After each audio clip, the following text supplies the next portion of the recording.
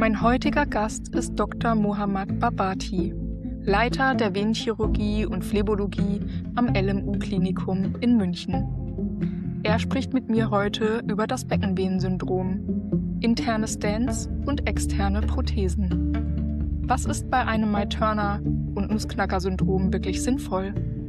Und helfen Blutverdünner überhaupt? Willkommen zu der 28. Folge von Vascular Voices. Schön, dass du da bist und zuhörst. Hallo und willkommen zu einer neuen Folge von Vascular Voices. Ich freue mich, dass alle zuhören, zuschauen und vor allem freue ich mich, dass ich heute einen Arzt wieder als Gast habe, der sich bereit erklärt hat, uns Rede und Antwort zu stehen, und begrüße Dr. Barbati. Hallo, schön, dass Sie da sind. Hallo und vielen Dank für diese Möglichkeit und dass wir uns austauschen. Ich hoffe, dass es für Sie, für die Zuschauer interessante Informationen am Ende kommt und ich versuche mein Bestes, antworten, was ich machen kann. Und ich freue mich sehr, dass ich hier bin. Danke. Ja, vielleicht fangen wir einfach mal an. Leute, die Sie nicht kennen, also einige kennen Sie natürlich auch und einige Betroffene waren auch schon oder sind bei Ihnen PatientInnen. Vielleicht stellen Sie sich ganz kurz mal vor. Gern. Wie kurz soll das sein? Kurz, damit wir dann gut ins Thema reinkommen. Sehr schön. Also, ja, wie Sie gesagt haben, Mohammad Barbati ist mein Name. Ich bin, Oberarzt und Leiter der Venenchirurgie, jetzt momentan in Universitätsklinikum, Ludwigs-Maximilian in Großhadern, in München. Ich komme aus dem Iran, Medizin im Iran studiert, in Deutschland mich ausgebildet, in Uniklinik Aachen. Mein Schwerpunkt ist, Venenpathologien und bin seit einem Jahr hier und wie gesagt, ich beschäftige mich hauptsächlich mit, Patienten mit Venenerkrankungen. Mhm. Unter anderem, Verschlüsse, akut oder chronisch, Thrombose, postthrombotisches Syndrom, aber jetzt mittlerweile häufiger auch, Patienten mit, Beckenvenenstauung oder Pelvic Congestion Syndrom. Das ist so ein großes Thema. Mhm. Das ich versuche, so viel wie möglich, Patienten helfen. Ja, genau, jetzt mal ganz kurze Frage. Die Fragen sind Wie, meistens kurz, die ja, Antworten da. also jetzt bin ich gerade verwirrt. Ich habe Ihren Namen falsch ausgesprochen, oder? Nein, Nee? nein, richtig, weil Barbati ist richtig. richtig, ja. Okay, gut. Ähm, ja, genau, also Ihren Namen kennt man ja eigentlich in Verbindung auch mit Aachen. Das war auch immer meine Verbindung. Wir haben dann natürlich als Betroffene mitbekommen, dass Sie nach München gewechselt sind. Genau. Ähm, und ja, ich hatte auch, vorab tatsächlich in der Community gefragt, ob denn Leute Fragen haben. Und tatsächlich haben wir ja heute in der Folge den Schwerpunkt Beckenvenen, also Mye-Turner-Syndrom, Beckenvenensyndrom. Und da ist dann auch schon die erste Frage: Was ist denn der Unterschied? Gibt es einen Unterschied zwischen Mye-Turner-Syndrom und Beckenvenensyndrom? Also, was fällt unter das Beckenvenensyndrom? Um das zu, beschreiben, muss man es so anatomisch so sehen. Ich fange immer auch bei Patienten so an, dass man erklärt überhaupt, was unser Venensystem macht. Die Venengefäße sind zuständig, dass Blut aus dem Organ zurück Richtung Herzen geht. Und Genau. natürlich, das muss meistens, wenn es am unteren Extremitäten und Bauchbereich ist, gegen Schwerkraft sein, dann die Klappen helfen, dass Blut nicht wieder zurückkommt. Wir haben kein Herzen da unten in Füße und Beine, deswegen es gibt keine richtige Pumpe, das Blut nach oben geht. Und das erschwert natürlich dieser Rückfluss des Blutes. Und wenn dazu irgendeine andere Grund kommt, zum Beispiel die Klappen, die nicht funktionieren oder enge Stelle oder Verschlüsse, dann staut sich noch mehr das Blut. Mhm. Und die Frage ist, wo Blut sich staut und dementsprechend natürlich hat man auch, Zeichen und Symptome betroffen auf diesem Organ, das viel Blut da drin hat. Diese Blutstau an sich, es wird, eine Hochdruck im Venensystem verursachen. Dadurch kommt es auch, hm, einfach gesagt, Flüssigkeit aus dem, Blutbahn raus. Es wird sich in Gewebe sammeln, dann hat man 'ne Spannung, Schwellung und, das merkt man natürlich tagsüber Richtung Ende des Tages. Es werde schlimmer. Morgen früh ist es besser, weil man, während der Nacht geschlafen ist, flachgelegt ist. Dann es gibt keinen Unterschied zwischen untere Extremitäten, unterschiedliche Höhe. Mhm. Zwischen untere Extremitäten und Herzen, Blut kann wieder zurückfließen. In diesem Sinne natürlich, wenn wir über Maituna reden oder auf Englisch, eigentlich, einigt man sich, NIVEL, Non-Thrombotic Iliac Vein Lesion. Es geht um eine Kompression der Vene.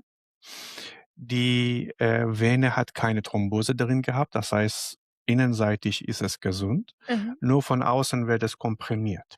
Genau. Und dadurch Blut staut sich anatomisch bedingt. Es ist immer meistens auf die linke Seite, manchmal links und rechts, das ist so extreme Anatomien.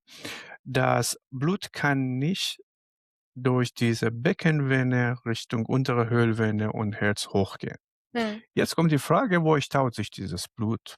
Und das ist nicht, in alle Patienten gleich. Mhm. In manche Patienten es staut sich hauptsächlich ins Bein, dann die haben Beinschwellung oder schweres Gefühl oder Krampfaderbildung, betont auf die linke Seite.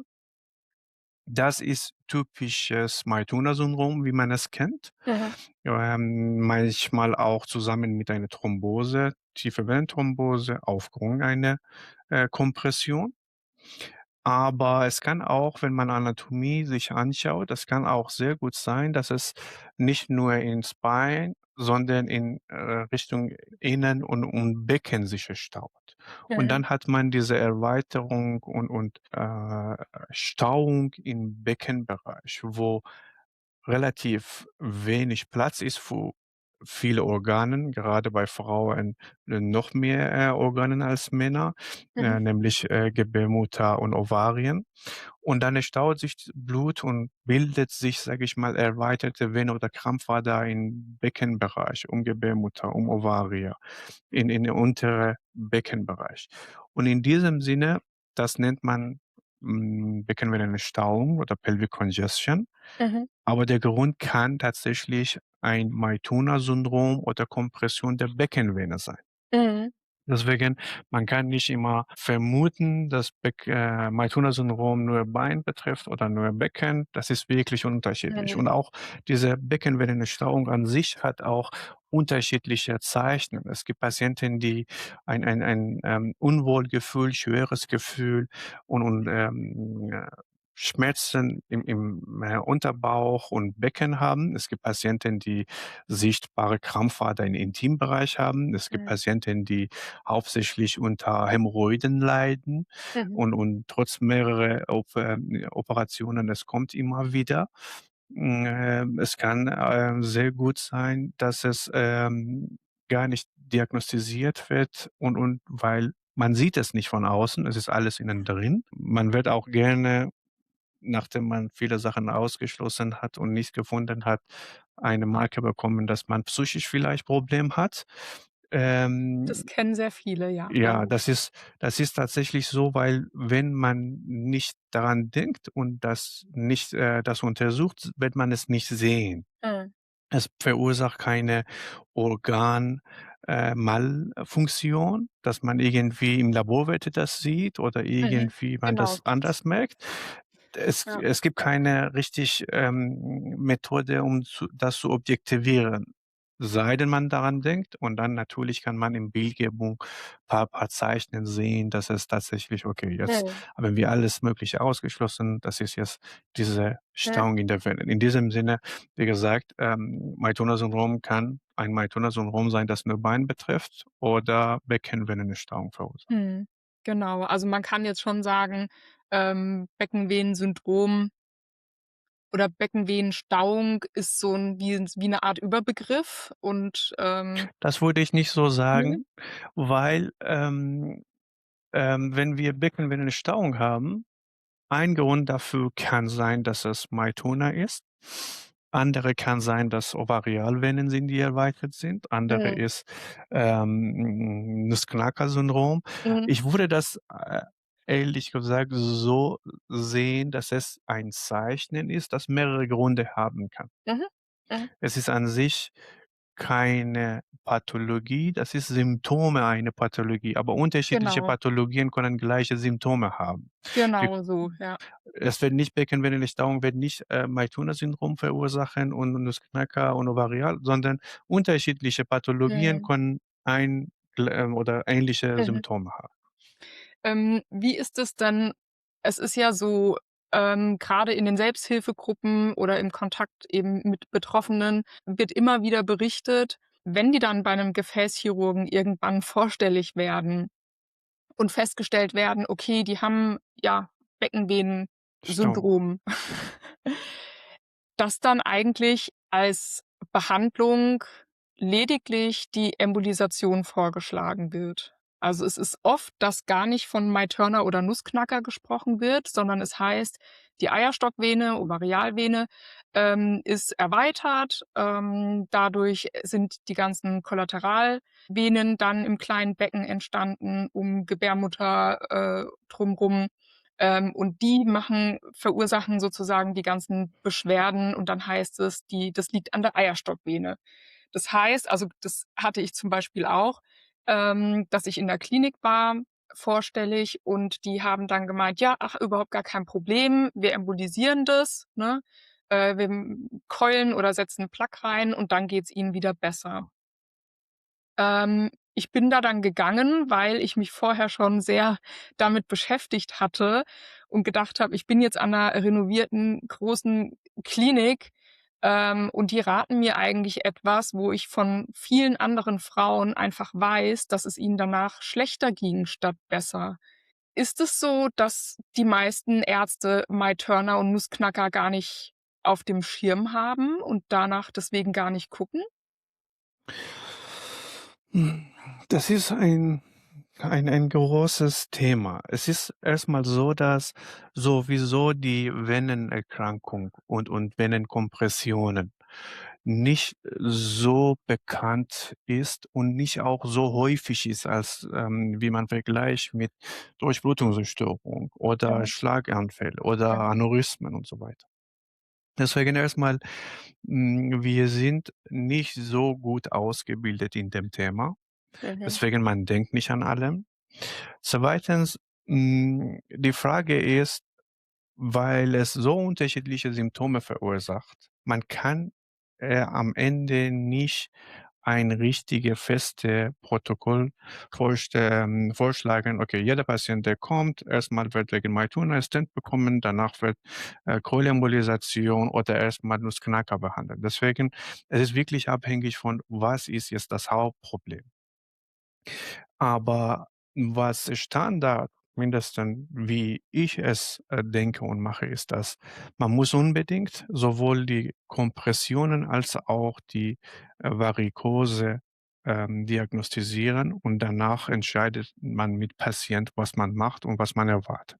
Und Kompressionen heißt Nussknacker und Meitner-Syndrom und, Varikose ist, Ovarialvenenvarikose, mhm, aber manchmal man hat auch Beckenvenenvarikose ohne Ovarialvenenvarikose, gerade es am Anfangphase ist. mhm, Wenn man die Anatomie, die Venen schaut, es kann sein, dass Beckenvenen sind gestaut durch Mytunas, Kompression der Iliakalvene, dann sammelt sich alles im Becken und ja, Ovarialvene gar nicht so betroffen sind. Dann hier Ovarialvene zu behandeln, wird nichts bringen. mhm, Aber es gibt auch Patienten, die sagen, deswegen sage ich, dass es, patientenbezogen ist, wollen ungerne Stent haben, weil nach Stent muss man Blutverdünner nehmen, 3 mhm, bis 6 Monaten, wollen das ungerne machen. Dann sagt man: „Okay, wir wissen, dass das Problem, am ehesten von Kompression der Iliakalvene ist, aber Patient hat das Problem ist, dass dieses Gefühl im Unterbauch, und dann versuchen wir nur mit Keulembolisation oder Schaumbesklerosierung. Vielleicht sind die Beschwerden besser. Das ist keine lebensbedrohliche Erkrankung. Wenn 'n mhm, Patient damit besser wird und sowieso keine Stent braucht, dann gehen wir diesen Weg. mhm. Hm, das ist immer so eine Abwägungssache, was will man erreichen und dafür, was man macht. Gerade bei Nussknacker-Syndrom bin ich extrem, vorsichtig, weil da Behandlung ich will jetzt nicht in Thema, OP, oder Stent, OP, was für eine OP reingehen. An sich ist es eine große Operation. Und die Frage ist, muss man das unbedingt machen oder kann man doch paar andere Wege gehen und vielleicht damit sind die Beschwerden besser? Und dann vielleicht kann man so eine riesige OP sparen, Bauch aufmachen und so weiter, gerade bei jüngerer Patienten. Deswegen ein Thema ist, dass man nicht bei alle Patienten tatsächlich alles untersucht, weil nicht man daran denkt. Und sehr häufiger als man denkt, man wird falsche, Diagnostik oder falsche Befunde haben, weil sowohl bei Ultraschall als auch bei CT und MRT Patient einfach flach liegt Mhm. und man weiß nicht, ob es kollabiert ist oder Ja. komprimiert ist und muss man unbedingt mit Stehposition auch das machen. Und, das machen nicht viele und dann guckt man die Bilder und basiert auf Bilder entscheidet man. Und manchmal tatsächlich gibt es mehrere Ursachen für diese Beschwerden. Vielleicht ist auch Endometriose plus Beckenbindenstau. Mhm. Dann guckt man, was häufiger ist, was einfacher zu behandeln ist und was minimalinvasiver ist. Es Mhm. schadet nicht, falls man an Endometriose denkt, eine Phase hormonelle Therapie macht. Wenn es nicht klappt, dann kann man immer noch keulen, aber Ja. nicht andersrum. Deswegen und es ist auch, sozusagen eine disziplinäre Sache. Und deswegen ich glaube, ist besser solche Patienten sind besser, behandelt, wenn die in einem Haus sind, das unterschiedliche Abteilungen und Disziplinen hat, anstatt ein Klinik, das nur Gynäkologie oder nur Gefäßchirurgie oder nur weil dann guckt man, dann macht man empfiehlt man, bis man geht und alles checkt, dauert lange oder denkt man nicht daran. Aber wenn in eine Klinik, der mehrere Abteilungen hat, Patient kommt, dann wird alles untersucht, relativ viel schneller und einfacher. Dann hat man alle Daten und dann entscheidet man erstmal, man gynäkologisch behandelt oder doch Mhm. urologisch wegen 'ne urologische Problem oder hat Divertikel oder Probleme in Darm Bereich oder tatsächlich alles ist ausgeschlossen und geht man Richtung, Behandlung der, Pelvinevennen. Genau, und das ist ja das Problem. Also, Sie sagen auch, eigentlich müssten da die Ärzte zusammenarbeiten, beziehungsweise, ist das Problem, dass einfach viele Ärzte, Ärztinnen gar nicht wissen, dass auch die Gefäße 'n Problem sein können, ne? Also, wir Richtig, Frauen gehen ja alle regelmäßig zum Gynäkologen, genau, und da muss man ja schon mittlerweile, es ist besser geworden, aber trotzdem, vor 'n paar Jahren war das noch Glück, wenn man gesagt bekommen hat: „Hm, lassen wir mal auf Endometriose oder Adenomiose gucken." Aber Gefäße hat da eigentlich, die haben da gar keine Ahnung. Oder ich bin richtig, zum Beispiel auch mein Leben lang zu Urologen gerannt. Da hat sich niemand die Nierenvene angeguckt, ne? Also, das ist, die haben immer die Niere angeguckt und immer Werte, und alles, aber, ja, dass da die Nierenvene abgedrückt ist, das ist nie jemandem aufgefallen. Also haben also wir ja schon eigentlich 'n Problem, dass das Wissen wirklich fehlt, richtig, ne? genau. Und, erfahrungsgemäß, es ist auch sehr hilfreich, wenn man Patienten und normale Bevölkerung informiert und man selber als Patient daran denkt und dem Arzt anspricht und sagt: „Kann das auch sein?“ Weil nicht jeder Arzt denkt an alles. Ja. Wenn ein Patient kommt, ich gucke nur die Gefäße, ich muss, zustimmen und Ja, ich gucke genau. nicht, ob die Gelenke da betroffen Ja. sind oder Muskel oder Hormonenprobleme oder Nebenwirkungen von anderen Medikamente, weil wir sind, relativ fokussiert und Mhm. begrenzt und was wir wissen und wie wir es kennen, auch zeitlich begrenzt, dass man nicht alles checken kann. Mhm. Man kommt rein, 15 Minuten hat man Zeit, Mhm. irgendwie alles zusammenzufassen. Das Mhm. ist die bittere Wahrheit.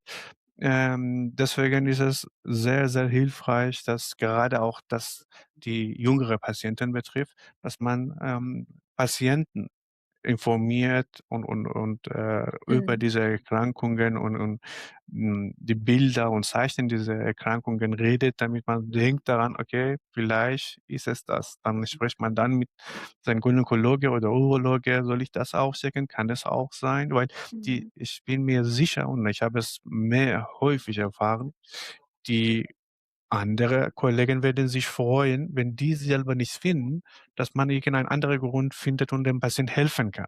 Oder Dass haben man die sagt: aber ganz „Okay, andere Erfahrungen gemacht? Entschuldigung, wenn ich da echt? so Okay. reingrätsche.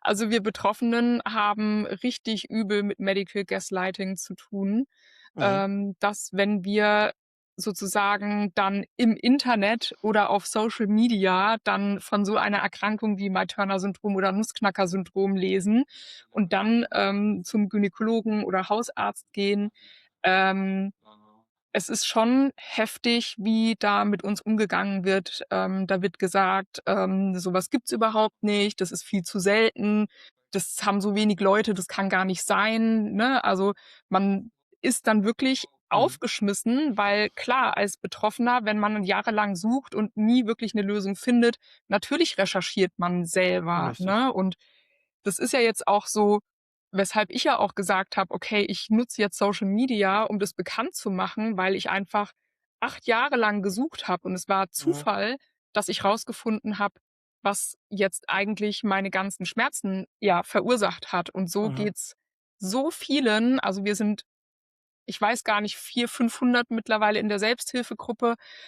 Ich denke, die Dunkelziffer ist da sicherlich auch viel größer, weil ganz Sicher. viele dann halt mit solchen Diagnosen wie Fibromyalgie oder es wird alles auf Endometriose geschoben, dann dastehen und gar nicht sich damit abfinden sozusagen, ne, und versuchen halt ihr Leben irgendwie damit hinzubekommen. Und, deswegen, weil Sie grade sagen, Sie sind da offen und vielleicht kennen Sie Kollegen, die da offen sind und sich freuen, wenn Patienten kommen und quasi so, Input geben und Ideen bringen. Aber unsere Erfahrung ist leider, dass sehr viele Ärzte da recht negativ und, ja, schon abwertend reagieren leider.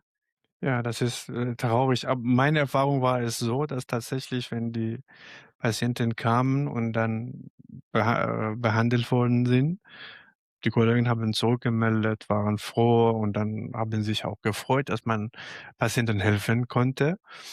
Natürlich, ich verstehe es auch, dass, da diese, Erkrankung, Pathologie nicht so bekannt ist.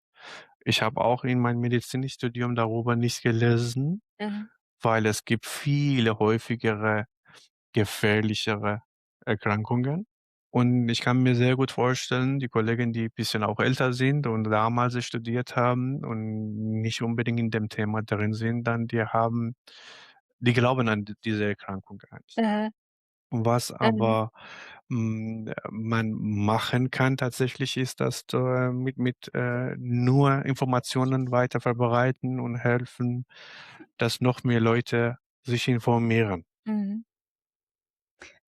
Ähm, Jetzt ist es so, wenn jetzt 'ne Betroffene oder Betroffener, ich weiß gar nicht, wie ist Ihre Erfahrung? Haben Sie mehr Frauen oder Männer auch als Patienten? Ich habe 95 Frauen Mhm.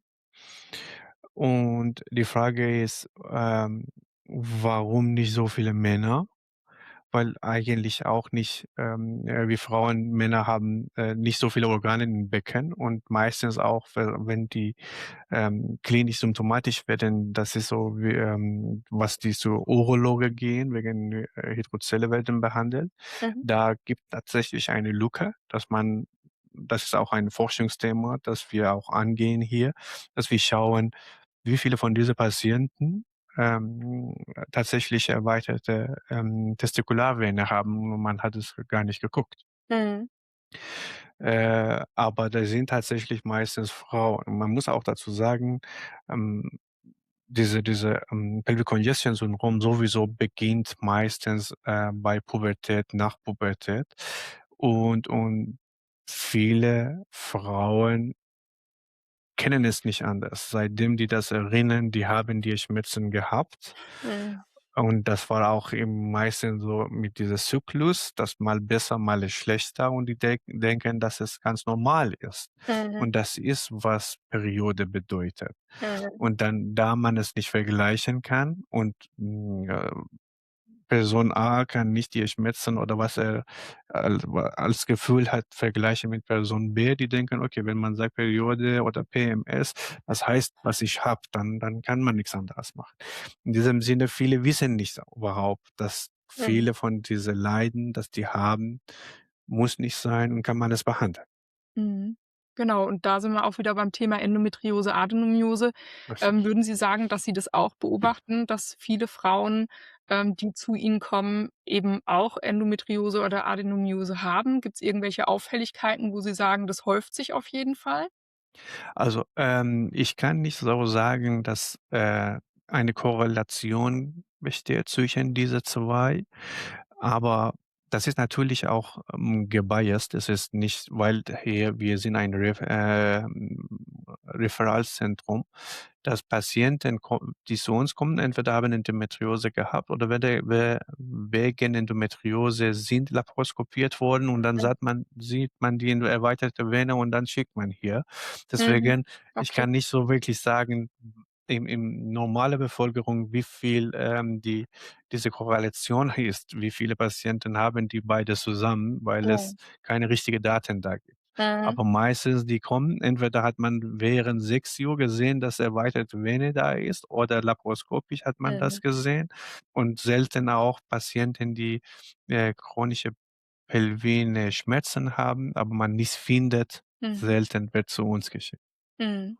Wir haben ja vorhin auch noch drüber gehabt, bezüglich, dass man ja liest, Maid-Turner-Symptome. Das Typische ist, linkes Bein tut weh, ist angeschwollen. Und wenn man nicht diese Problematik mit dem linken Bein hat, dann kann es auch kein Maid-Turner sein. Das hört man Das jetzt halt auch schon oft. mhm. Aber also, es gibt einige, die sich immer wieder melden, die sagen, sie haben aber auch rechts oder nur rechts im Bein Beschwerden und sich dann wundern und dann aber sagen: „Na ja, aber es kann ja nicht sein. Das ist ja dann kein My Turner, es ist ja nicht links.“ Sie erleben das wahrscheinlich auch anders, dass es nicht so ist, dass es immer das linke Bein ist. Tatsächlich. Ich suche jetzt eine Anatomie, damit ich das zeige.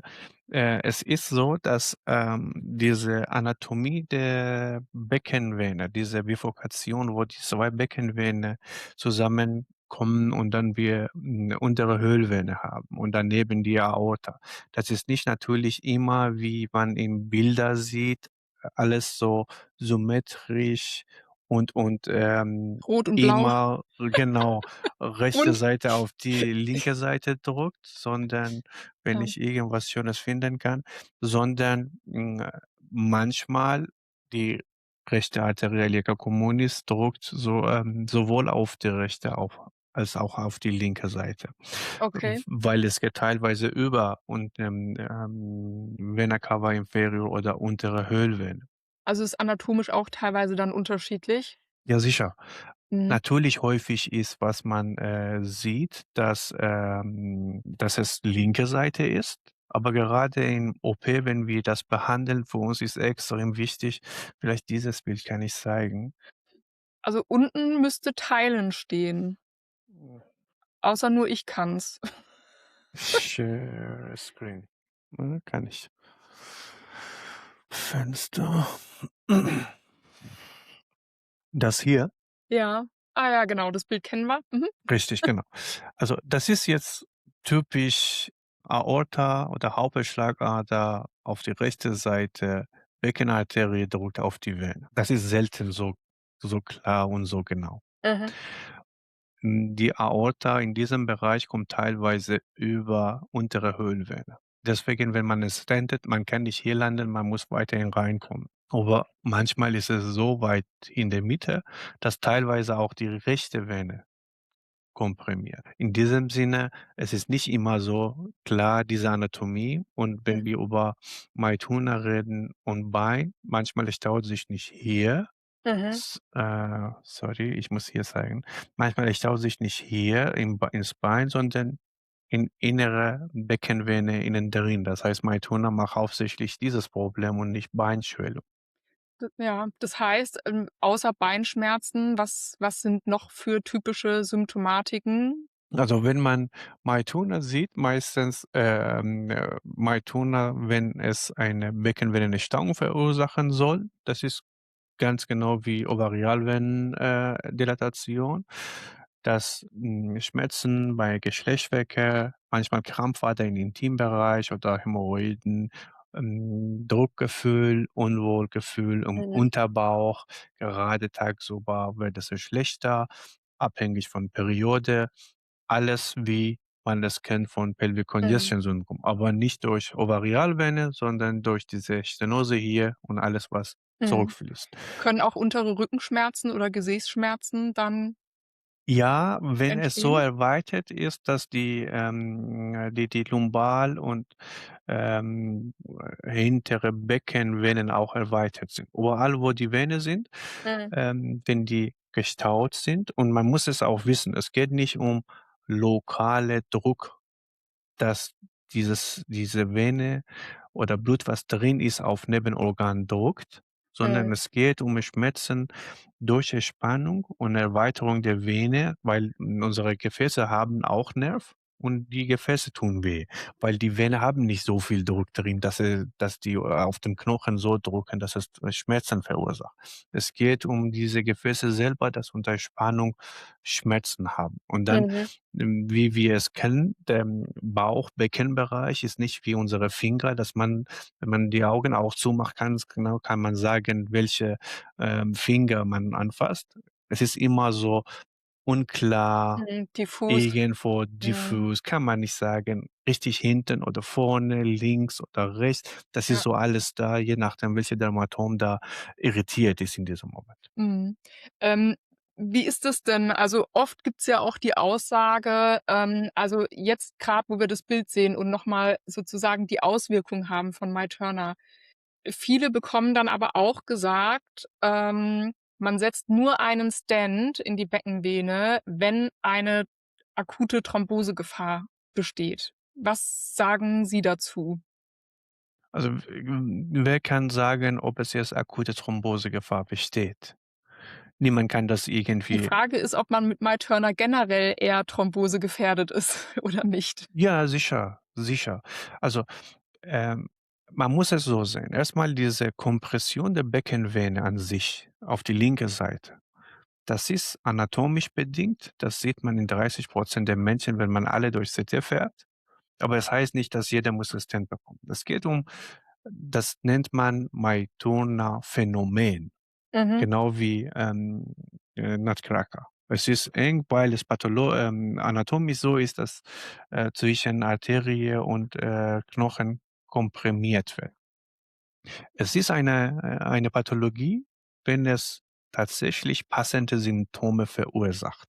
Passende Symptome erstmal am Anfang ist diese Schwellung, schweres Gefühl und so weiter. Manchmal ist es doch, eine Thrombose. Mhm.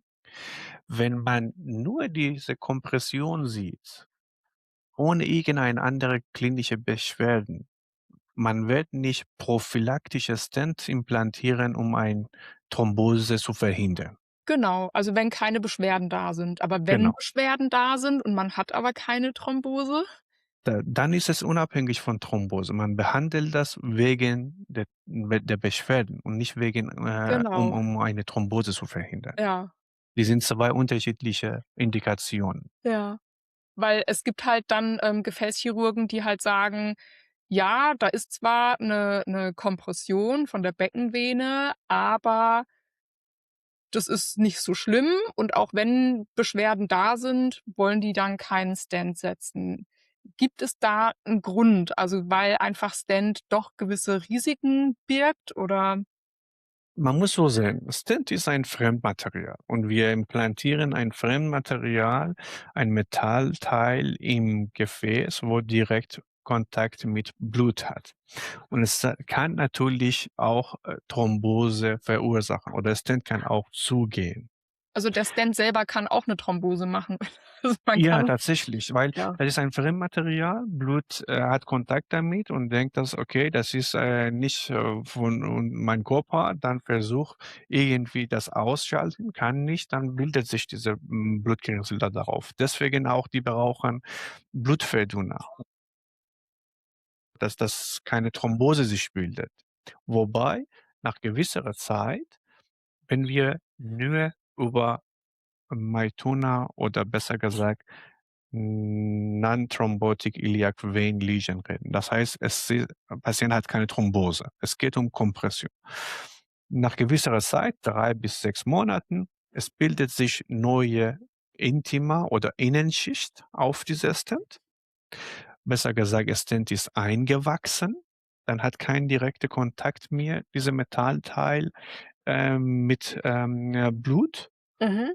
Dann Thromboserisiko ist deutlich weniger, dann braucht man keinen Blutverdünner. Ah, also das ist deswegen während der Anfangszeit Blutverdünner, damit man sozusagen dieses Risiko verhindert, bis der Stent eingewachsen ist und dann hat Richtig, er keinen Kontakt zum Blut. genau so ist es. Okay. Das ist für Patienten, die Stent bekommen wegen einer Ursache, die nicht thrombotisch ist. Aber wenn ein Patient eine Thrombose hat oder gehabt hat, Mhm. wenn der Stent bekommt, man muss auch daran denken, erstmal eine Thrombose ist ein Risikofaktor für Rezidivthrombose. Und zweitens durch Thrombose nicht nur, wo wir stenten, sondern auch sehr wahrscheinlich andere kleinere Venen am Unter und Oberschenkel auch, sage ich mal, verschlossen, irritiert, die Klappen funktionieren nicht. Die haben noch mehr Risiko und im Bereich, die wir nicht stenten können, Mhm. die brauchen langfristiger und manchmal lebenslang Blutverdünner. Deswegen ist Okay. wichtig, in welchem Zusammenhang behandelt man Mytona-Syndrom? Ist es bei einem Patienten, der Thrombose hat, dass man Blutgerinnsel rausholt und dann stentet? Die brauchen deutlich länger Blutverdünner. Oder der Patient hat nur diese Kompression und Symptome wegen Kompression. Und dann ist Mhm. es natürlich nach 3 bis 6 Monaten so weit, dass man kein Risiko hat. Mhm.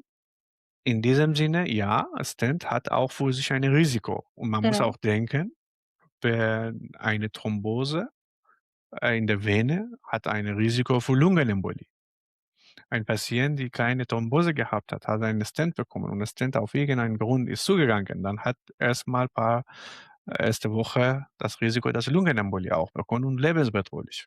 Deswegen muss man immer abwägen: „Was mache ich? Warum mache ich? Was will ich erreichen? Wie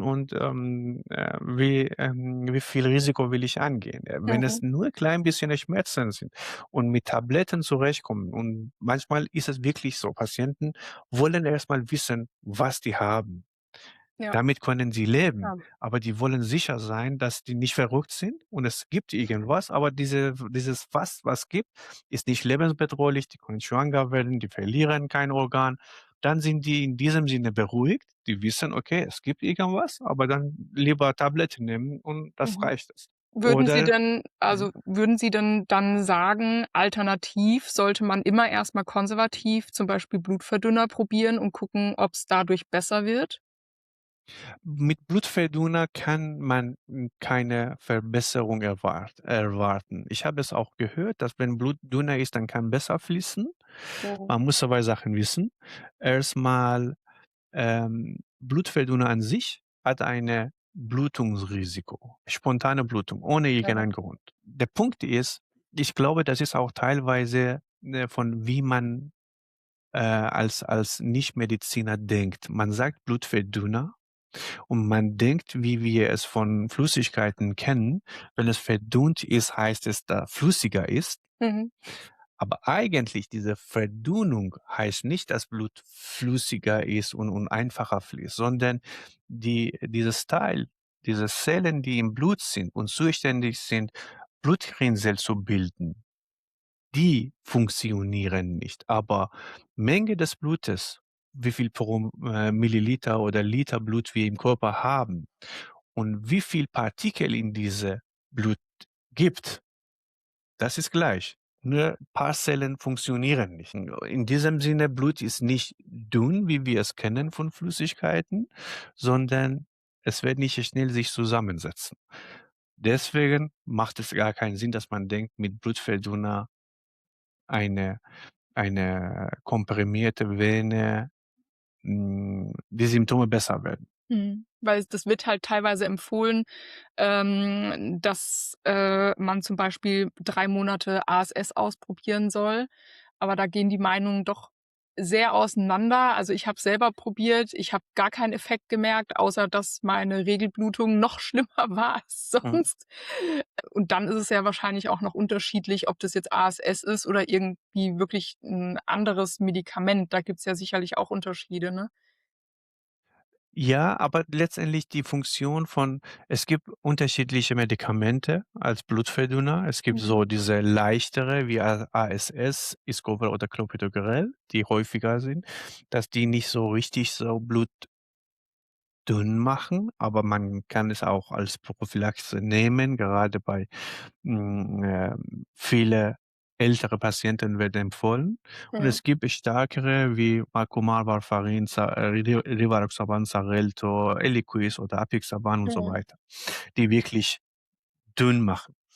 Aber alle haben eine Funktion: Mhm. Zusammensetzung des Blutes zu verhindern. Mhm. Die machen Blut nicht dünner im Sinne, dass die Zellen, die im Blut sind, weniger sind pro Milliliter. Deswegen letztendlich ist Mhm. unabhängig davon, es wird in diesem Sinne nicht gebessert, dass Blut besser Okay, durchfließt. Mhm. okay. Ja, denkt man ja so. Das ist, Ähm, weil man es als Verdünnung denkt, ja, aber ja, es ist nicht ja, so in diesem Sinne. ja.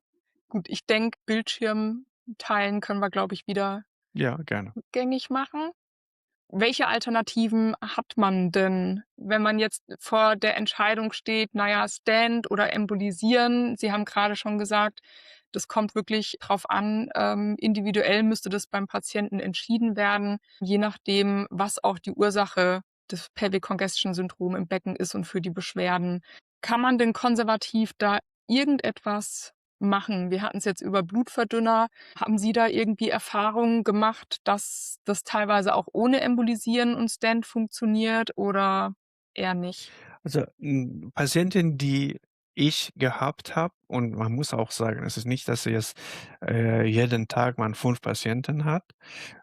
Ne? Ähm, und es ist Gott sei Dank, sage ich mal, nicht so. Ja, wer weiß, Und vielleicht kommen die jetzt dann alle nach der nach der Podcast-Folge. wenn man helfen kann, sehr gerne. Nur die kommen, die haben alles anderes Schon ausprobiert. ausprobiert, ja, genau. Mhm. Alles, was man denkt, von Hormonen, von Yoga, Ja, von Tabletten, von, ja. Biotabletten, alles, was man denkt. Und am Ende sind die, jetzt gekommen, um eine andere Lösung zu finden. In diesem Ja, Sinne, ich selber leider habe ich keine Erfahrung, dass ich sage: „Okay, jetzt lassen Sie uns diese Medikamente aufhören." Also, ja. meistens das ist ganz typisch, diese Patienten, die kommen, die haben so Buch oder ein Ja, Heft so 'n ganzen dabei, ist Ordner. alles da drin, genau, mit Sie alle sind diese schon die Unterlagen. Endstation. Richtig. Das ist ganz typisch, Ja, leider. und die haben alles ausprobiert. Ja. Sie sind ja international auch vernetzt, ne? Also, Ja. ich, habe so gelesen, dass Sie auch da auf Kongressen unterwegs sind. Wie ist es denn im Ausland? Sind denn da andere Länder schon weiter? Zum Beispiel weiß man ja, dass in China zum Beispiel externe Stents auch gesetzt werden. Was können Sie dazu sagen? Also, man muss immer auch, Politik, so reden, dass man korrekt ist. Man kann nicht auch wenn ich an eine andere Meinung habe, unbedingt denke, dass alle andere was falsch machen. Aber ich sehe keinen Sinn für eine externe Stent. Mhm. Warum? Erst das ist sehr aggressiv, um was zu erreichen, das man interventionell erreichen kann. Mhm. 2. Die Frage ist, was will man mit dieser externe Stent erreichen? Diese Kompression will man verhindern. Mhm. Hört sich ja eigentlich logisch an. Genau. Aber warum dafür muss man das Risiko von Komplikationen während einer offenen Operation in Kauf nehmen? Und zweitens, was macht man? wenn auf irgendeinen Grund dieser externe Stent eng ist oder doch es zu einem Venenverschluss in diesem Bereich gekommen ist. Wie will man es behandeln? Will man nochmal Bauch aufmachen oder will man versuchen, dieses Mal endovaskulär, weil ich habe diese Patienten und ich bin jetzt im Kontakt und wir überlegen, wie wir es behandeln. Mhm. Weil also, jetzt muss ich noch mal nachfragen. Soviel ich weiß, machen die in China die externen Stente, minimalinvasiv, also ohne offene Bauch-OP. Das ist immer noch für mich noch invasiver als eine Intervention. Okay. Man geht im Mhm. Bauchraum, man Mhm. muss die Vene dementsprechend freilegen. Man Mhm. muss diese Stent Vene bringen und das zunähen. Mhm. Man hat sicherlich, Vernarbung und Verwachsungen im Bauch, darin. Und komme ich noch mal auf die Frage, weil man muss immer Plan B, C haben für eventuell Komplikationen danach. Mhm. Was macht man danach, wenn diese Vene zugeht oder diese externe Stent doch nicht alles bedeckt, was es nur supporten musste? Also, es könnte sein, dass man also, ne, ich stelle mir jetzt vor, ich habe da so meine Beckenvene und da kommt jetzt 'n externer Stent drum der beschützt also, der hält sozusagen die Arterie, die drauf drückt hält der quasi diesen Abstand. Es könnte also sein, dass meine Vene sich gar nicht öffnet, weil die vielleicht einfach schon das Gewebe vielleicht durch die jahrelange, Kompression geschwächt ist und da gar nicht Perfekt. mehr sich quasi so öffnen N kann. Nicht geschwächt, sondern vernarbt, weil es fest ist und dann kann sich nicht erweitern. Ja, tatsächlich. Mhm, Und was bringt jetzt dieser externe Support? mhm. Ja, dann in Nix. dem Fall nix. Das ist eins. Dann könnte man dann aber noch den internen Stent reinsetzen. Jetzt ist die Frage, es geht um Durchmesser. Mhm, Was für ein Stent wird man in diese Vene reinbringen und es ob dieser mhm, externe Stent groß genug ist, dass es mhm. überhaupt zulässt. Ja, ich dachte, dass die, Weil eine 3D gedruckt werden und extra individuell an Patienten angepasst. So liest man's zumindest. Jetzt eine andere Frage. Hm, Wenn eine Patient eine komprimierte Vene hat, wie wir es im Mai-Tunnel kennen, woher will ein Arzt oder ein Diagnostik, CT oder MRT wissen, wie groß sollte diese Vene sein, damit man eine externe mhm, Kompression 3D herstellt mhm. mit der Größe, dass die Vene haben musste. Es kann also nur geschätzt werden. Genau. Aber wie ist es denn beim internen Stent? Woher weiß man da denn die Größe? Das weiß man nicht. Aber es gibt ja Standard, welche Größe man für normale Menschen im Beckenvene nimmt. 14 oder 16 Millimeter in Diameter. Und alle diese externen Stent, was ich gelesen habe, Patienten bekommen haben, war entweder 8 oder 10 oder höchstens 12 Millimeter. Und das ist man muss es auch so denken, es gibt keine externe Stent. Man wird eine Prothese, die Prothese, ja. verringt ist, durchschneiden längst. Das ist eine Prothese, das wir ganz normal als Bypassmaterial nutzen bei, Durchblutungsstörungen. Mhm, Man wird das längs aufschneiden, dann kommt um Gefäß herum und dann näht man das so. mhm, Automatisch erstmal verliert man 'n bisschen von dieser Durchmesser und zweitens, es gibt keine, mindestens ich habe nicht es gibt nicht ich habe noch keinen externen Stent gesehen, dass es 16 Millimeter, 14 Millimeter im Durchmesser war. Es mhm, ist alles deutlich kleiner.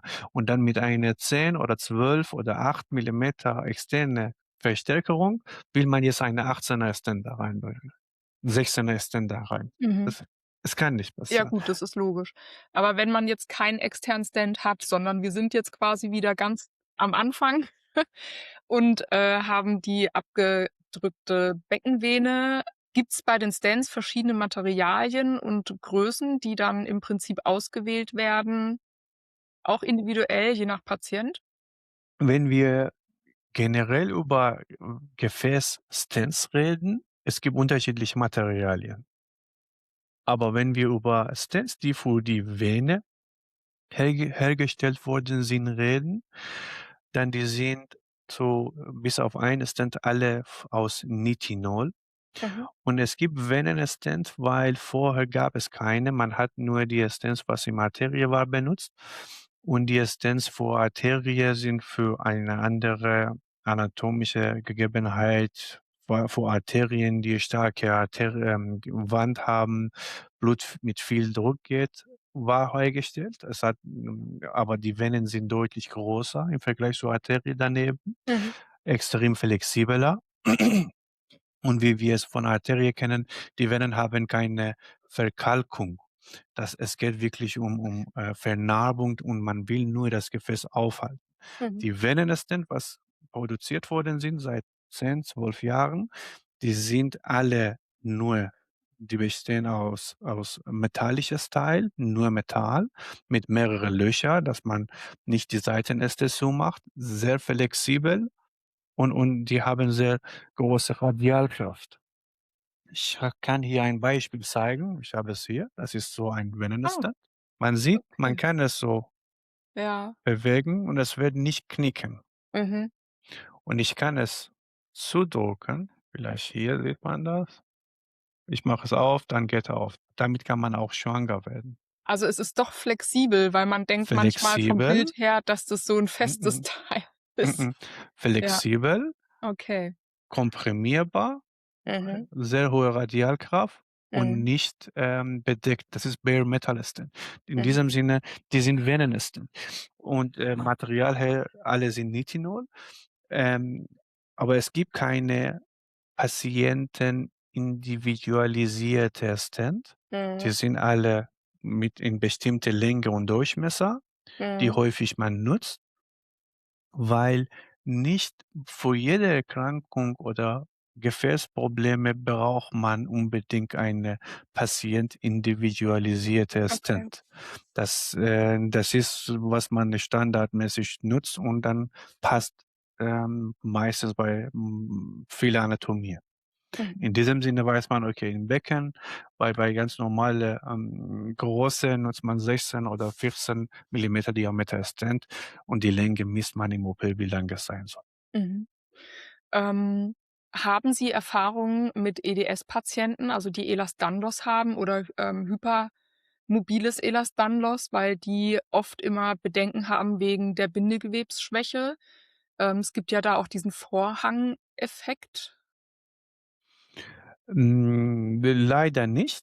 Ich Mhm. kenne, Patienten mit, Bindegewebsschwäche nur in anderem Bereich, Gefäßchirurgie, bei Aneurysmen und Dissektionen. Mhm. Ähm, und selten, was ich gehabt habe, wegen, Varikose und Beckenvenenstauung und auch, Verdacht auf Mytuna. Meine Empfehlung war maximal konservativ, Mhm. weil es kann so viele Sachen bei Operationen, gerade bei dieser Patientin schiefgehen, dass man versucht, die Operationen, Interventionen, alles Aggressives wirklich nur für lebensbedrohliche, Mhm. Situationen sparen und nicht für, Venenkompressionen oder Krampfader und Varizen, die Mhm. nicht so lebensbedrohlich sind. Mhm. Also, merkt man dann wirklich auch an den Venen diese Bindegewebsschwäche? Man merkt das nicht im Sinne, dass man, unters man sieht, dass die Krampfader haben, man sieht, dass die Wände bei denen erweitert sind, aber dass es häufiger bei denen ist, das ist natürlich abhängig von, ob es vaskulär ist oder andere nach genetisch, betroffen sind. Mhm. In diesem Ich habe nicht so viel Erfahrung, deswegen will ich auch nichts Falsches sagen. Nur bei Venenpatienten, wenn ich solche Patienten habe, versuche ich immer von einer Intervention abraten. Mhm. Was würden Sie denn raten, wenn jetzt jemand den Verdacht hat, zwecks Diagnostik? Viele sagen dann: „Okay, brauche ich jetzt 'n Angio, MRT, CT? Brauche ich 'n Ultraschall?“ Wir hatten's ja vorhin drüber, dass es dann im Liegen nicht wirklich ausreichend ist, was aber die meisten eigentlich nur machen, im Liegend Ultraschall zu machen. Oder sagen Sie, man braucht schon 'ne IVUS oder 'ne Phlebographie, glaube Genau. ich? Also die Frage ist, was für eine Diagnostikmethode überhaupt Sinn macht. Wir haben Ultraschall, wir haben Computertomographie mit Kontrastmittel, wir haben MRT, wir haben Phlebographie, das heißt, man wird die Vene anstechen, Kontrastmittel direkt reinspritzen und dann Röntgenaufnahme machen. Und man hat, intravaskulärer Ultraschall, das ist ein Katheter, das, da vorne eine Probe hat. Man schiebt im Gefäß rein und mit Ultraschall sieht man von innen darin, wie die Gefäße aus. Phlebographie und IVUS oder intravaskulärer Mhm. Ultraschall, die sind invasive Diagnostik. Das heißt, man muss das Gefäß anstechen. Und das macht man nicht nur als Diagnostik, man macht es im Rahmen einer Therapie und dann während der Therapie, wenn man die Entscheidung schon getroffen hat oder fast sicher ist, dass wir müssen es behandeln. Während der Operation, um sicher zu sein oder genauer zu behandeln, nutzt man das. Mhm. Erste Linie ist definitiv Ultraschall und Ultraschall immer im Liegen und Stehen. Manchmal im Stehen, weil Darm sich bewegt, ist es schwierig zu sehen, Mhm. aber man muss es unbedingt versuchen. Egal, was Ultraschall zeigt, wenn es wirklich, nicht ganz sicher ist, dass es überhaupt nicht diese Gefäßpathologie ist. Wenn man unsicher ist, MRT, Mhm. damit man sicher auch, externe Kompression, Tumoren, Zysten, alles, was man nicht unbedingt mit Ultraschall sieht oder als Gefäß mindestens rede ich über mich.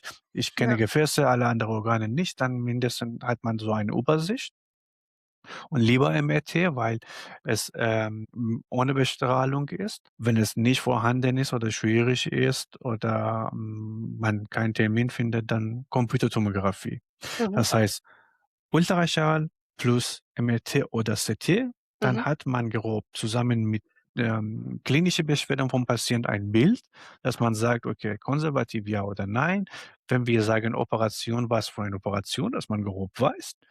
Und während dieser Operation Intervention nutzt man Phlebographie oder Intervention, wenn 'n Patient sowieso, auf dem OP-Tisch ist und man Mhm. da tätig ist. Die Erfahrung von uns Patientinnen ist, dass meistens der Ultraschall nur im Liegen gemacht wird. Können Sie sich erklären, warum das so ist, warum Kollegen das nur im Liegen machen? Weil Sie müssen es so denken, wir mindestens ja, ich will nicht über alle reden, aber was wir gelernt haben, ist das: Man macht Mhm. Ultraschall und das nutzen wir, um die Arterien zu sehen. Mhm. Und die Arterien, 'ne Schlagader, ist egal, ob man liegt oder das hat gleiche Werte, ob Blut da reinkommt, ja oder nein. Und dann nutzen wir, was wir kennen Mhm. im Venensystem. Genau wie damals, was wir mit Drähte und Stents in der Arterie gehabt haben, hat man erstmal benutzt für die Venen. Und da wir so geübt sind, dass für Untersuchungen passieren, liegt und wir im Liegen machen, das macht man auch im Vene und dann sieht man es genauso ist es auch CT und MRT. Aber jetzt, wenn wir noch mehr als vorher wissen, gerade wenn es um Kompression geht, wenn es um Venenverschlüsse gibt, tiefe Venenthrombose oder chronische Verschlüsse, das ist eigentlich egal, liegen oder stehen. Es ist verschlossen, sieht man oder sieht man kein Gefäß oder sieht man ein Mhm. verschlossenes Gefäß. Mhm. Aber wenn es um Kompression geht, dann ist natürlich wichtig, ob man davon gehört hat, weiß man, worum es geht und dann Mhm. dementsprechend wird man auch daran denken, dass man im Stehen das Mhm. untersucht und das Also, bei vielleicht Ihnen ist eventuell es nicht macht jeder. bei Ihnen ist es Standard, dass Sie auch immer im Stehen Ultraschall Sicher, machen? sicher. Also, natürlich, ich sage sicher, es ist so, wenn ich im Liegen keine Kompression sehe, mache ich nicht im Stehen. Es gibt keine.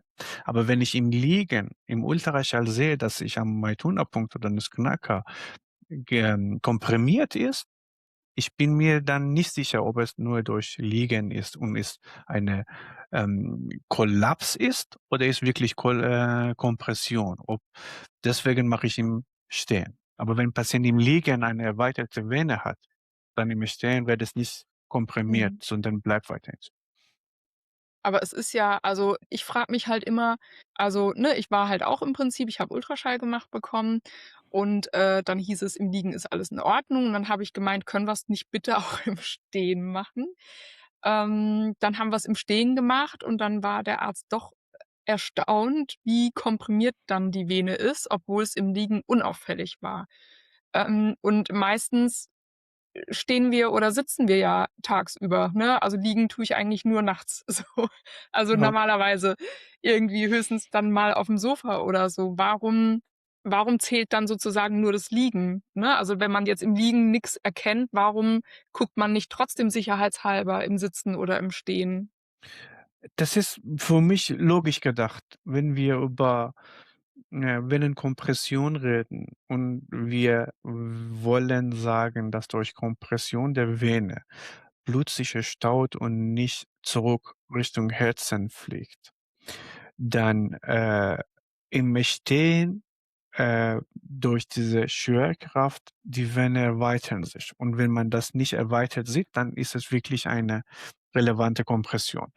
Ich überlege mir immer, wenn Patient liegt und die Gefäße groß genug sind und nicht komprimiert sind.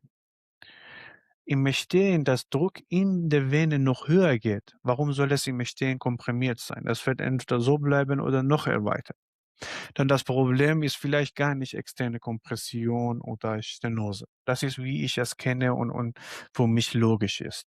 Mhm, Dann, in diesem Sinne, ich erwarte nicht, dass wenn ein Patient im Liegen erweiterte Vene hat, im Stehen Kompression hat. Was Sie sagen, dass, Sie, oder wir alle in der Nacht schlafen, tagsüber sind wir stehen, das ist tatsächlich wahr. Wir müssen so denken, ein Patient, der eine, äh, Kompression als Pathologie hat. Das heißt, im Stehen hat auch Kompression, beim Stehen Kompression plus Schwerkraft staut sich mehr, genau. deswegen merkt man das. Im Liegen wird auch Patient weiterhin Kompression haben, nur dieser Faktor Schwerkraft ist weg. Mhm, Deswegen vielleicht ist weniger. Aber diese Kompression in beide Positionen sind vorhanden. mhm, Es ist nicht, dass im Liegen dann alles sich erweitert. Es mhm, macht keinen Sinn. mhm. Okay. Das ist, warum ich diese Richtung gehe. Mhm, Und ich kann natürlich nicht erklären, wie es in Ihrem Fall war, dass im Liegen alles offen war und im Stehen, mhm. Es kommt ja auch auf den Arzt drauf komprimiert. an. Genau, also es ist ja soll ja auch hier nicht um mich gehen, sondern allgemein. Genau. Nur ich Ähm, versuche nur logisch zu denken und mhm, irgendwie erklären. Natürlich, es gibt immer Ausnahme und wir Medizin kennt nicht alles und ich kann über was ich gelesen habe und was wir, in der Schule und Uni lernen, reden und 'n bisschen auch Erfahrung dazu. Aber es muss auch natürlich letztendlich, wenn man Messer in der Hand nimmt, muss sicher sein, dass ich einem Patienten mit diesem Messer helfe und nicht andersrum. Deswegen, mhm, wenn ich nicht überzeugt bin, dann sage ich am Ende: „Ich weiß es nicht. Mir ist lieber so, dass Patient zu jemand andere geht, als dass ich mhm, nur, unsicher irgendwas tun, damit mhm. das irgendwas gemacht ist.“ Ja, auf jeden Fall. Ja. Sie haben vorhin vom Bypass gesprochen. Mhm. Wir haben ja jetzt schon fast wir haben schon 'ne Stunde gesprochen. Vielleicht darf ich das noch so zum Ende Gerne. fragen, weil klar, wir haben jetzt erst mal über Turner hauptsächlich, über Beckenvene, über Pelvic Congestion, Syndrom gesprochen. 'N Nussknacker ist ja teilweise auch ursächlich für die, Rückstauung von dem Blut.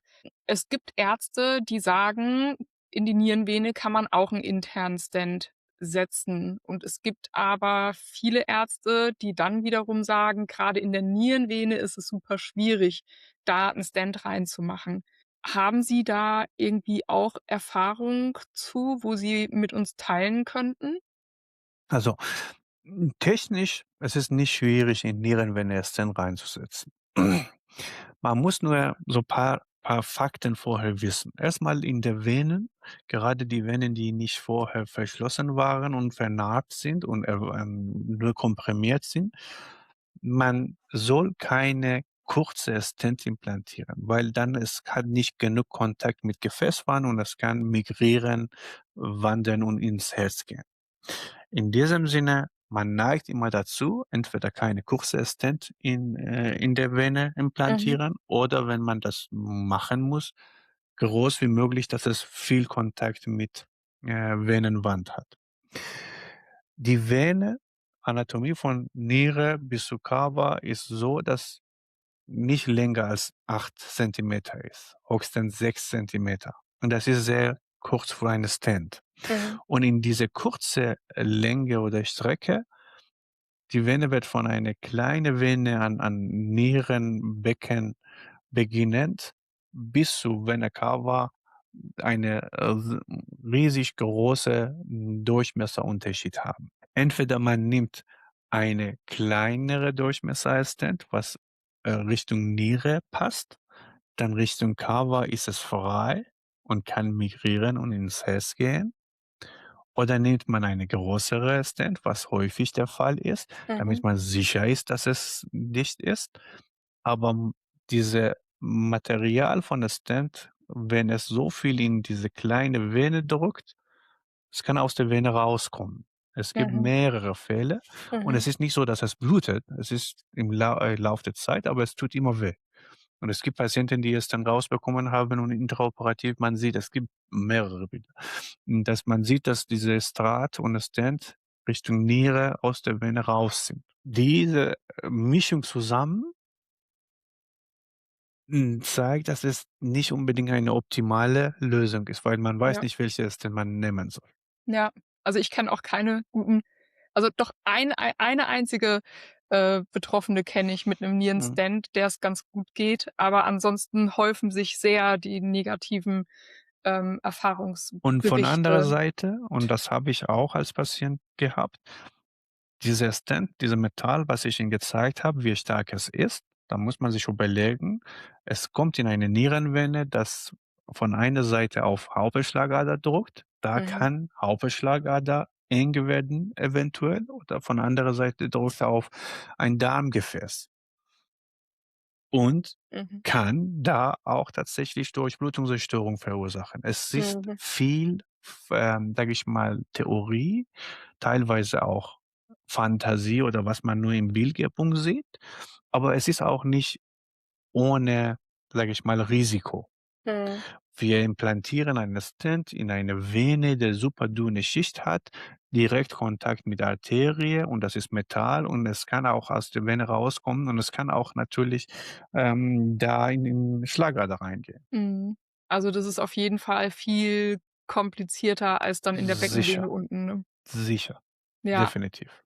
aber das ist schön, dass wir das jetzt mal so, dass Sie das so erklärt haben, weil Ich viele sich natürlich fragen: „Ja, warum macht man dann das nicht einfach bei der Nierenvene auch“, ne? Ja. Ja, aber es gibt keine Venenstent, die so, wir nennen es tapered, dass es von eine kleinere Lumen beginnt und größer Mhm. wird, weil anatomisch in unserem Becken und Bauchbereich brauchen wir es nicht. Es gibt keine Stent Mhm. für die Niere und es gibt keine solche, kurze Stent, das für beide diese Durchmesser Mhm. passt. Deswegen, es Aber gibt keine warum nicht? richtige. Weil der Bedarf nicht da ist. Richtig. Also, Sie Vielleicht müssen gibt's es, ja irgendwann in der Zukunft solche Stents. Weiß man man ja muss nicht. realistisch denken. Es geht darum, wenn ein Produkt im, Medizinbereich produziert wird, wie viele Jahre dauert, bis es produziert wird und wie viel es kostet eine Firma, um Genehmigungen zu bekommen, dass es Ja. überhaupt auf den Markt kommt und ob es sich lohnt, dieser Stent mit so Mhm. viel, Geld dahinter für wie viele Patienten. Mhm. Und dann Deswegen, machen halt doch viele 'n Bypass, ja, weil es so sehr, sehr günstig ist. Ich meine, ne? für Bypass, was braucht man? Eine Prothese, der nicht so viel kostet und 'n paar Nähte. Das hört sich ja jetzt super an. Jetzt wollen alle 'n Bypass machen für Nussknacker. Ja, das ist tatsächlich so, aber die Frage ist, weil es geht auch nicht nur um Engstelle, es gibt auch eine Theorie, dass diese Schmerzen, was man hat, nicht unbedingt durch Erstarrung in Niere kommt, weil nicht jeder Nussknacker hat, Hämaturie und Proteinurie, aber Mhm. trotzdem tut es weh, Mhm. sondern vielleicht kommt es, weil die Nierenvene so, unter Spannung ist. Durch diese Mhm. Spannung kommt es zu Schmerzen. Dann Mhm. da als Stent setzen macht alles sehr schlimmer. Dann muss man tatsächlich, Ja. vielleicht das alles ausschalten. Weil wir kennen es von Gefäßchirurgie, wenn wir am Haufenschlagader operieren, manchmal muss man die Nierenwände komplett absetzen. Aber Patienten bekommen keine Nussknackerprobleme. komplett Vene abgesetzt, Niere ist noch da. Oder Patienten, die Thrombose in untere Höhlvene haben, komplett ganze Höhlvene ist zu. Die Nierenvene können überhaupt nicht drainieren. Die haben keinen Nussknacker, nicht rechts, nicht links. Mhm. Es heißt nicht, dass Nussknacker nicht gibt. Mhm. Es heißt, dass nicht jede Enge, jede Kompression oder jede Verschlüsse verursacht Beschwerden, dass die passen. Da muss man schauen, was wirklich in diesem Fall, Mhm. hauptsächlich, die Ursache ist und wie man es behandelt. Ja. Ja. Ja, das waren dann auch schon alle Fragen aus der, Community und auch, was ich noch irgendwie so mit eingebracht habe. Perfekt. Vielen Dank, dass Sie sich so viel Zeit genommen haben. Bitte, bitte. Gibt es eine Empfehlung, die Sie machen können, oder sollen wir einfach hoffen, dass in Zukunft mehr Ärzte im Stehen schallen? Äh, oder vielleicht auch, Gynäkologen und Urologen vielleicht, ja, Gefäße auch mehr mit bedenken? Also, es gibt 2 Teile eigentlich. Eine ist unser Teil, dass wir tatsächlich müssen sowohl zwischen unsere ärztliche Kollegen als auch Patienten noch mehr Informationen verbreiten. Ich habe sowas in München vor und ich bin sehr gut im Kontakt mit unserer gynäkologischen Abteilung, dass wir auch solche Veranstaltungen für unsere Gefäß und gynäkologische, Kollegen, Mhm. organisieren. Ja, super. Natürlich, teilweise ist auch wichtig, dass man Patienten informiert. Man muss aber daran denken, man kann nicht erwarten, dass jede Praxis und jeder Gynäkologe und überall, ja, diese Erkrankung behandelt oder daran denkt. Die sind so Spezialfälle, die auch zentral behandelt werden sollen. Die sind nicht wie, sage ich mal, ich sage immer wieder Durchblutungsstörung, weil es so häufig ist, jeder, Gefäßpraxis kann es diagnostizieren und behandeln. Mhm. Das ist eine spezielle, Erkrankung, dass man wirklich so ein Zentrum gehen soll, das viele von diese Patienten sieht und diese Patienten behandelt. In diesem Sinne, es ist auch vielleicht viel zu erwarten, dass jeder denkt an diese, Erkrankung und jeder in Stehen und Liegen untersucht, sondern, es reicht, dass vielleicht, paar Center, aber dann, mindestens diese Information, dass man diese Erkrankung gibt und wenn Genau, man daran denkt, diese Patienten dorthin schickt, auch genau. wenn man Das selber nicht machen wäre kann. ja schon mal was, ne? Genau, Grade wenn eben so viele Frauen halt davon betroffen sind, richtig.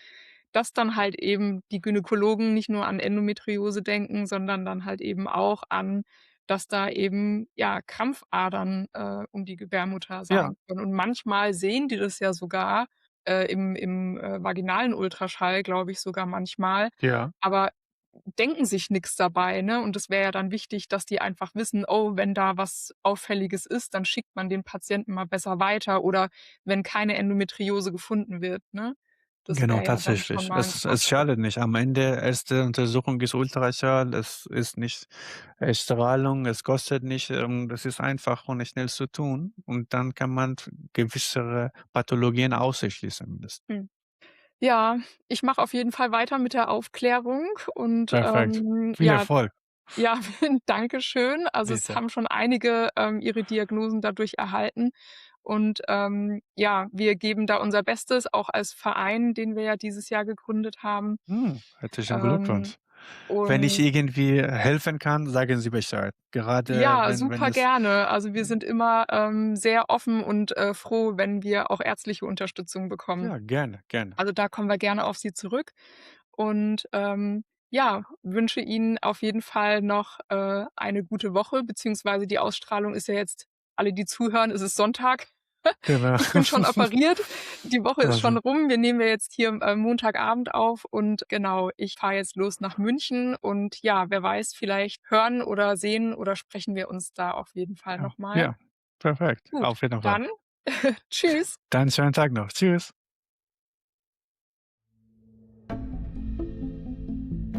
So, das war's für heute. Schön, dass du bis zum Ende zugehört hast. Bitte bedenke, dass alle besprochenen Behandlungen und Therapien keine Empfehlung sind, sondern von dir selbst gut durchdacht und recherchiert werden sollten. Es gibt bisher nicht die eine Lösung. Wir stehen noch am Anfang und jeder Krankheitsverlauf ist individuell und sehr komplex. Wenn du dich näher informieren möchtest, dann schau auf der Instagram-Seite von Vascular Voices vorbei. Dort gibt es wöchentlich Beiträge zu den Gefäßkompressionen. Ich hoffe, dir hat die Folge gefallen. Wenn du magst, kannst du unten ins Kommentarfeld schreiben, wie du sie fandest, oder den Podcast mit Sternen bewerten. Damit hilfst du selbst aktiv mit, die Krankheit bekannter zu machen. Denn glaub mir, du bist nicht allein. Wir sind ganz viele.